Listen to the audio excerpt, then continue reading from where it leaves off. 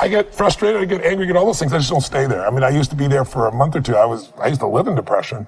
I was 38 pounds heavier than I am now. I lost everything. I moved into a little 400 square foot bachelor apartment in Venice, California, feeling sorry for myself. But I got so near the end where you think life has no meaning. It scared the hell out of me, and I developed tools, and I've never gone back there. I mean, have I gotten pissed or angry? Of course. People all think, you're not happy all the time, are you? No, I'm not happy all the time. But I'm happy the vast majority of the time because I'm doing what I love, with who I love, and there's a meaning in what I do. And when you have those three things, life is pretty magnificent. I'm much more balanced than I was. But I'm still, I'm stronger than I've been when I can lift at 55 years old than when I was 27, right? I can run faster, I feel stronger. There are limits to what you can do as you age, but thus far I haven't hit that limit yet. My event, as you know, I go on stage, I do 18 to 20 miles on the first day, and I do 26 miles. I'm on from 8 in the morning to 1 a.m. with a 1 hour break. People can vote with their feet. Oprah says to me, Tony, she's, I love you, but I can't sit anywhere for 2 hours. And then she's standing on a couch at the end on camera. But this is one of the greatest experiences of my life. Usher, same thing. He goes, Tony, I can't go anywhere for a day. And 4 days later, it's like, this is incredible. People sitting still, right? It's like, remember I said emotion comes from motion? And also, a minute feels like an eternity when you don't like what you're doing. I am hungry. I think what it is I think everybody is born with hunger. Like there's a desire to grow, to expand, to learn, and then disappointment sets in early in life for most people. And then we look to blame something outside of ourselves. And there are many events in our lives that can affect us all. We've all had pain and challenges. But I think if you can find within yourself the part of you that wants to constantly give something more than yourself, if you can find a mission larger than yourself, then you're more pulled to do something than trying to push yourself. And pull has much more power than push. Focus equals power. If you want to thrive, you got to focus on what you can control. You got to focus on the difference you can make. You got to focus on what's already in your life that you're grateful for. And I have a little process here at the end that's my gift to you, which is just a simple ritual that can bring you back to this place. So one thing that leaders do is they focus on the things they want, they focus on what they can control, they focus on what they have a combination of gratitude, strength, and commitment. They really unleash the second element. They have a vision. They have something that they're after, something they want to create, something they want to contribute, something they want to give, something they want to make happen. And that's when you become a creator again instead of a manager of life. And what touches me most about Mark is his commitment to really find a way to add value. We all know in this room, there's only one way to succeed long term. Anybody can get lucky, do something for a period of time.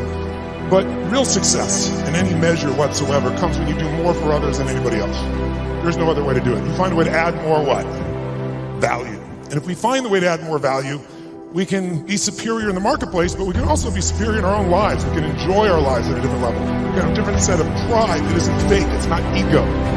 Ego is when you try to make it better than it is, and you know the truth is it's not. But when you really are in a position, when you're in a position where you own what you're about, you know what you're here to deliver, and you deliver it on a significant scale, then you have an opportunity to really experience not only success but fulfillment. And this conference has gotten bigger and bigger, not only in its size, but also in its impact. And so I'm really feeling privileged to be back with you here. And I know you're working to raise 1 million meals.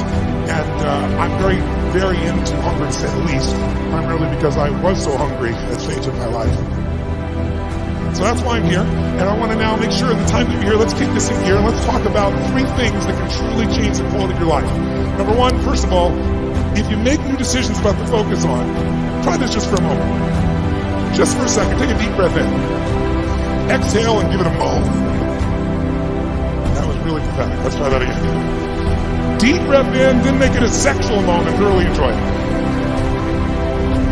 Oh, that was much longer and deeper. I like that. That was good. One more time. Use deep breath in and give it a moan. Now, one of the things that I want to talk to you about here tonight, this afternoon, is really simple. And that is, everyone here is in business, and there's a problem that all businesses have. We're in the most competitive environment we've ever been in. We went from, 500 million people being online to a couple billion people being online. And in the next 4 years, they're saying we're going to have 3 billion more online. You know, Maya Angelou has been my most steadfast counselor for my entire life. I discovered her probably 30 years ago when I was in college. And I lean into her work. You know how when you find those people that just are unsparing and honest in their work, but they also bring you joy and comfort? She's that for me. And I love everything she does except for that quote. That quote has pissed me off for decades. And I never understood this idea that you're free when you belong nowhere. And as a social scientist, I know that belonging, I know this for sure. Like if you ask me the one thing I know for sure, 200,000 pieces of data. I know in the absence of love and belonging, there's always suffering. That I know for sure. So this quote from her about belonging everywhere, which is really nowhere, is what sets us free, was so troubling to me. But then I started digging in and I started trying to understand, what does it mean to belong? And I never thought of the concept of belonging. I thought belonging was like, we have a crew. Yeah. Like a posse or yeah, a we have squad. a posse, a squad. Yeah. And belonging is something you kind of negotiate with external groups of people. But it's not. What I found very quickly is the rest of that actual quote is part of an interview that she did, where she ended up with Bill Moyers, where she ends up saying, he ends up pushing a little bit on and saying, so are you saying that you belong nowhere and to no one? And she said, I belong to Maya. Mm-hmm. And what I found is that true belonging is a spiritual practice. And it's about the ability to find sacredness in both being a part of something, but also the courage to stand alone. And the people, for those of us who struggle to have the courage to stand alone, especially when we know that we're risking that sense of being a part of something because we disagree. Yes. Because we have a different opinion, because we love something different. That's the mark of true belonging, to be able to say, yes, I am a part of something bigger, but I also will stand alone when I need to. And then it was like, oh, you belong everywhere and nowhere. And that is liberation. We lie to ourselves. We don't tell ourselves the way things really are. And when we do that, then we can't fix our problems. If we can't fix our problems, we're not going to improve. So we have to be truthful to